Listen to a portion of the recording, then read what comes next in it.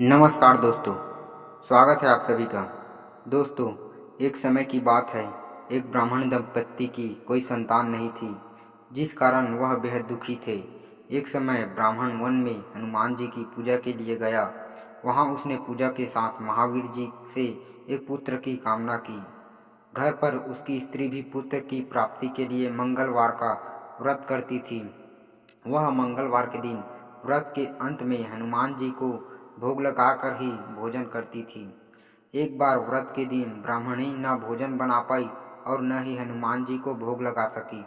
उसने प्रण किया कि वह अगले मंगलवार को हनुमान जी को भोग लगाकर ही भोजन करेगी। वह भूखी प्यासी 6 दिन तक पड़ी रही।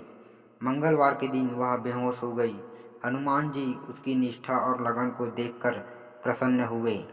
उन्होंने आशीर्वाद स्वरूप ब्राह्मणी को एक पुत्र दिया और कहा कि यह तुम्हारी बहुत सेवा करेगा। बालक को पाकर ब्राह्मणी अति प्रसन्न हुई। उसने बालक का नाम मंगल रखा। कुछ समय उपरांत जब ब्राह्मण घर पर आया तो उसके बालक को देख पूछा कि यह कौन है। पत्नी बोली, मंगलवार व्रत से प्रसन्न होकर हनुमान जी ने उसे यह बालक दिया है।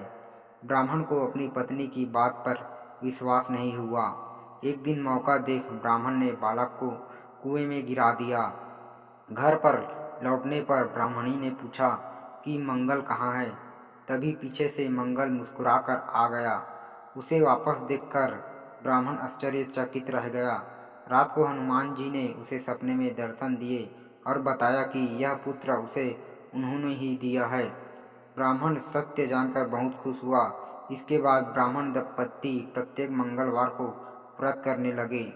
जो मनुष्य मंगलवार का व्रत कथा को पढ़ता था या सुनता है और नियम से व्रत रखता है, उसे हनुमान जी की कृपा से सब कष्ट दूर होकर सर्व सुख प्राप्त होता है और हनुमान जी की दया के पात्र बनते हैं।